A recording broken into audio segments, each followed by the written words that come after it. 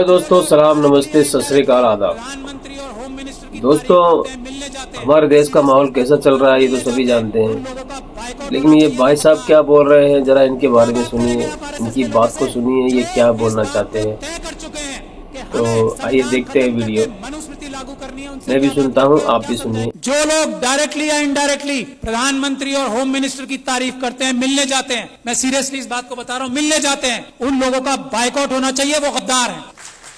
क्या बात करेंगे आप आरएसएस के लोगों से जो इस बात को तय कर चुके हैं कि हमें संविधान खत्म करके मनुस्मृति लागू करनी है? उनसे क्या बात करके और क्या समझाएंगे उन्हें सिर्फ ये जाके कह सकते हैं कि हम आपके पैरों में गिर चुके हैं, हम आपकी हर बात मानेंगे, सिर्फ हमें हमारी कम्युनिटी को धोखा देने का रास्ता बता दो। कैसे हम उनसे मीठी मीठी बातें करके, कैसे जज्बाती तकरीरें देके उनको बेवकूफ बनाएं और आपकी मदद करें, ये काम कर रहे हैं जो लोग उनसे मिलने जाते हैं। ये समझ लीजिए आप, उन्होंने सारी इंस्टीट्यूशंस जो हैं हाईजैक कर ली हैं। उन्होंने हम लोगों के, खास तौर पे एससी एसटी, माइनॉरिटीज और ओबीसी के जितनी टॉप लीडरशिप है सब हाईजैक कर ली। इस बात को जब तक हम तस्लीम नहीं करेंगे, हम एक कदम आगे नहीं बढ़ा पाएंगे। अपने अंदर से गद्दारों को आइडेंटिफाई नहीं करेंगे, हम एक कदम आगे नहीं बढ़ा पाएंगे।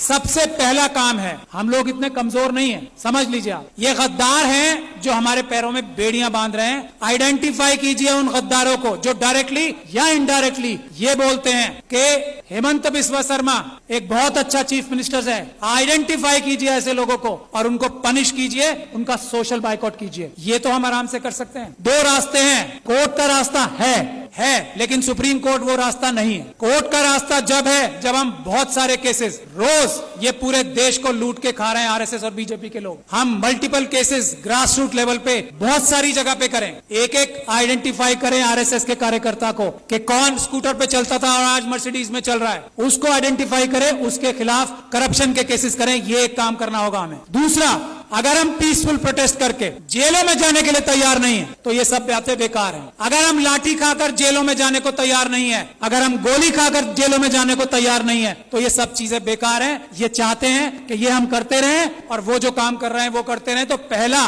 रेजोल्यूशन ये होना चाहिए कि हमें अपने देश को अगर बचाना है, संविधान को अगर बचाना है तो हमें जेल जाने के लिए तैयार रहना पड़ेगा। और जेल जाने वालों में सबसे पहला नंबर लीडरशिप का आना चाहिए, क्योंकि हम लोगों को लोग इज्जत करते हैं ना, हमारी ताकत क्या है। आज मुझे लोग इतना पसंद करते हैं, मैं क्या हूं, एक छोटा सा अदना सा वकील हूं। आज लाखों लोग मुझे सपोर्ट करते हैं, वो मेरी ताकत है। नहीं तो मेरी औकात और हैसियत नहीं है कि मैं चू भी कर जाऊं इन लोगों के सामने। ये समझ लीजिए आप। और ये बात तस्लीम हमारे सारे एमपी एमएलए, बड़ी बड़ी तंजीमों के लीडर्स को करना चाहिए। उनकी अपनी जाती हैसियत और औकात किसी की नहीं है, मैं इस बात को तस्लीम करता हूं। आज अगर हम लोग इतनी जोर से बोल पा रहे हैं तो हमारे पीछे लोगों की ताकत है, उसकी वजह से हमें उन्हें धोखा नहीं देना चाहिए। जो अपने आप को जितना बड़ा लीडर समझता है उसे जेल जाने के लिए, गोली खाने के लिए, लाठी खाने के लिए सबसे पहले तैयार होना चाहिए आज। और जो ऐसा नहीं करता, जो इसके लिए बहानेबाजी करता है, मसलियत बताता है कि ये मसलियतन जो है ना, लफ्ज बोलने वाला गद्दार है। मसलियतन ये नहीं बोलेंगे कि मैं जेल जा रहा हूं,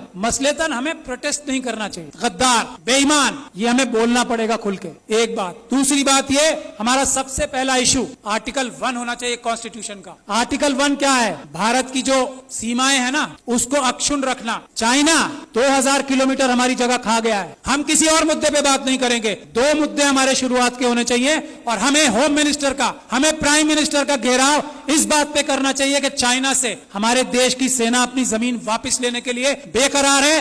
तुम डरपोक हो जो उन्हें रोक रहे हो, इसके लिए हमें प्राइम मिनिस्टर का घेराव करना चाहिए। ये आर्टिकल 1 है, इसके लिए करें। और आगे जाके गोली खाएं। इसके बाद क्या, 2000 किलोमीटर हमारी, जिसको अलग अलग जबानों से हम कहते हैं, कोई भारत माता कहता है, हम भारत देश कहते हैं, उसमें से 2000 किलोमीटर कोई ले गया और हम यहां बैठ के डिस्कशन करेंगे? नहीं, या तो प्रधानमंत्री इस्तीफा देंगे या वो 2000 किलोमीटर वापस लेंगे, नहीं तो हम मार्च करके हम खुद जाके वापस लेंगे। ये हमारा पहला एजेंडा होना चाहिए। दूसरा एजेंडा इस वक्त जो है वो है मणिपुर। अगर मणिपुर के लिए हम लोग प्रधानमंत्री का घेराव नहीं करते, प्रधानमंत्री और होम मिनिस्टर डायरेक्टली इन्वॉल्व है मणिपुर में जो हो रहा है, यहाँ मणिपुर के लोग बैठे हैं, अरामबाई तेंगुल, मेतेई लिपुम, ये दो संगठन है आरएसएस के जिन्होंने ये सारा कारनामा अंजाम दिया है, अमित शाह साहब के साथ मिलकर जिन्होंने ये सारा कारनामा अंजाम दिया है, चीफ मिनिस्टर बीरेन सिंह के साथ मिलकर मेटिकुलस प्लानिंग से एक एक काम हुआ है। वहां पे कुछ भी स्पॉन्टेनियस नहीं हुआ है। जब तक हम इस बात के लिए कार्रवाई नहीं करेंगे, और ये जो सुप्रीम कोर्ट में कार्रवाई अभी चल रही है उससे कुछ होने वाला नहीं, कुछ नहीं होने वाला। मैं एज लॉयर सुप्रीम कोर्ट आपको बता रहा हूं, कुछ नहीं होगा।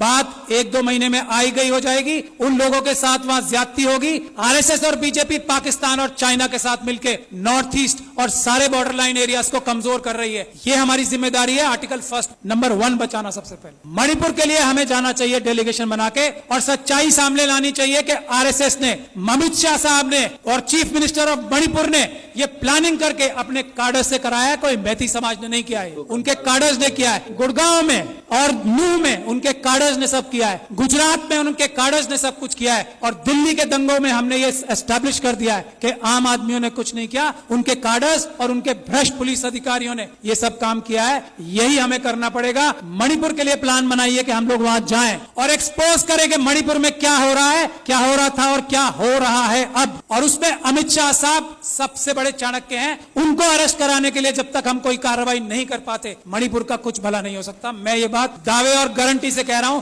He is the main mastermind, mister Amit Shah.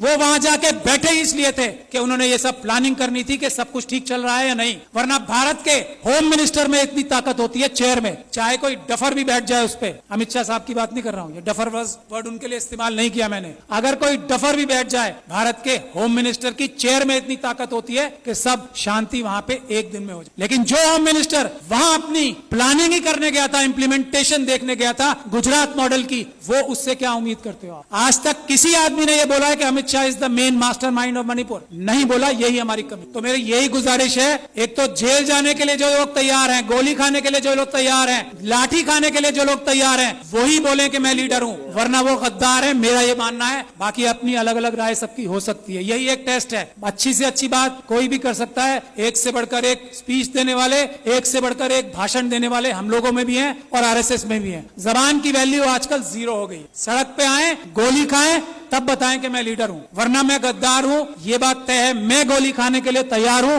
आज इसी वक्त से।